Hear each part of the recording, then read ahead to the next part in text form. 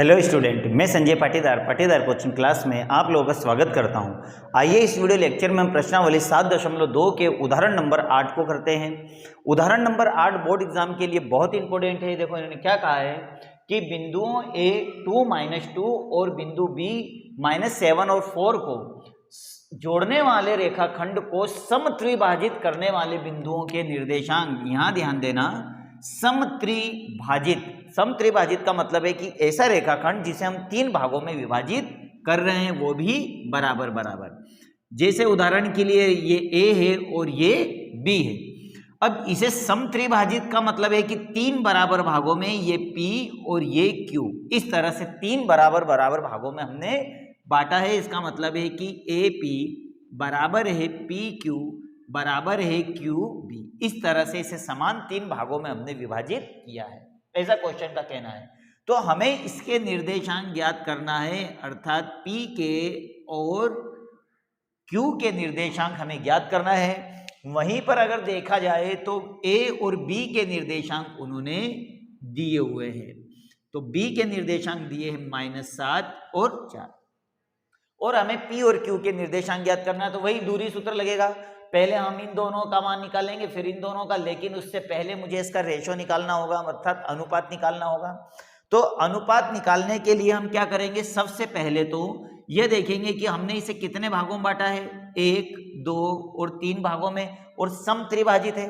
इसका मतलब है कि यहां से यहां तक 1 भाग हो गया, अर्थात ये 1 अनुपात हो गया, और यहाँ पर 1 और 2 है, इसका मतलब ये 2 हो गया। तो ये जो हमारा पहला P बिंदु का जो अनुपात आएगा वो 1:2 आएगा। अब उसी तरह Q बिंदु का निकाल लीजिए। तो Q बिंदु की अगर बात करें तो 1 और 2, अर्थात ये हो गया 2 अनुपात, यहाँ पर 1 यहाँ से यहाँ तक की दूरी है, अर्थात 1।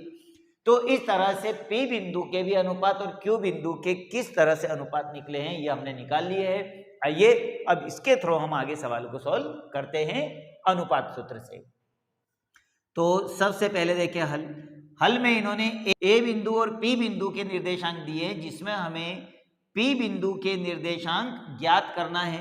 तो अपन मान लेते हैं कि माना बिंदु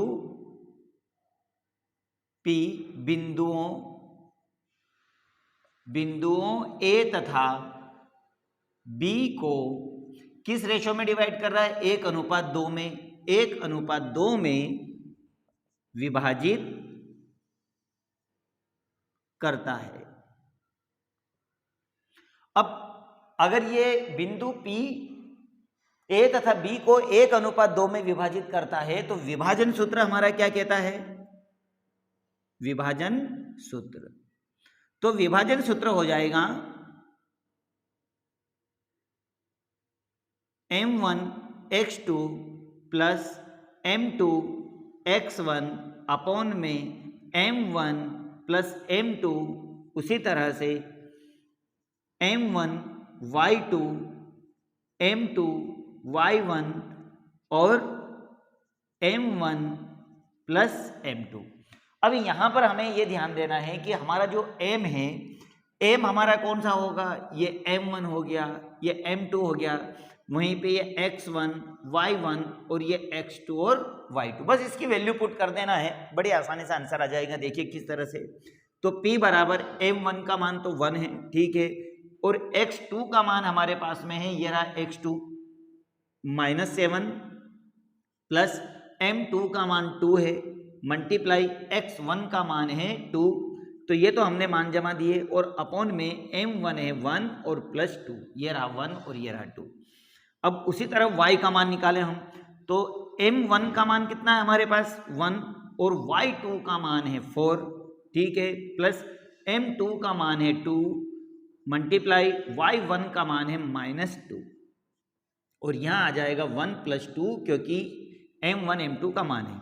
अब इसको सॉल्व कर दीजिए, तो ये आ जाएगा P 7 एकम 7 प्लस 2 2 2 दूनी 4, और उसी तरह से अपॉन में 2 और 1 हो गए 3, ठीक, 4 एकम 4 प्लस माइनस माइनस 2 2 2 दूनी 4, और यहाँ आ जाएगा 2 और 1 3।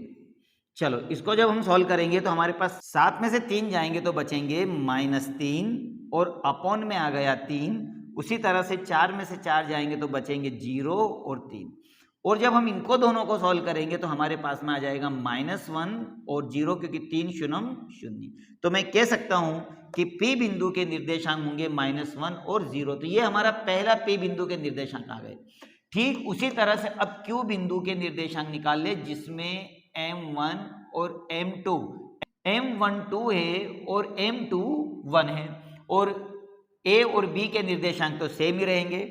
अब मैं यहां पे लिख लेता हूं कि माना बिंदु Q बिंदुओं A तथा B को 2:1 में विभाजित करता है। तो ठीक है, हम यहां पर विभाजन सूत्र लगा देते हैं। तो विभाजन सूत्र में P बिंदु के निर्देशांक की अगर बात करें तो मैं यहां से सूत्र से देखकर लिख लेता हूं M1। तो अब की बार M1 क्या होगा, 2 होगा, मल्टीप्लाई x2 क्या है, वही जो पहले था, -7 प्लस M2 कितना है, अब की बार 1 है, मल्टीप्लाई, और x1 कितना है, 2, ये तो हमने जमा दिया, और ये आ जाएगा हमारे पास 2 + 1। ठीक उसी तरह से M1, अब M1 कितना है, 2 है, मल्टीप्लाई y2 कितना है, 4, ठीक, प्लस M2 कितना है, 1, मल्टीप्लाई y1 कितना है, -2। तो ये तो हमने फार्मूले से जमा दिया, और M1 M2 आ जाएगा हमारे पास 2 + 1। ठीक, अब फार्मूले जमाने बाद इसको सॉल्व कर लीजिए। तो ये आ गया P, 7 के साथ 7 दूनी हो गए 14, प्लस 2 1 कम 2, अपॉन में हो जाएगा 2 और 1 हो गए 3, और 4 4 4 4 दूनी 8, और प्लस माइनस माइनस 2 1 कम 2, 2 और 1 हो जाएंगे 3। ठीक है, अब 14 में से 2 को घटा ले हम, तो 14 में से 2 घटेंगे तो बचेंगे 12। तो ये हो गया -12 और अपॉन में 3, और वहीं पर 8 में से 2 जाएंगे तो बचेंगे 6 और अपॉन में 3। और इन दोनों को आपस में जब सॉल्व करेंगे तो P के निर्देशांक आ जाएंगे -4 और 3 3 दूनी 6। तो ये आ गए हमारे P के निर्देशांक।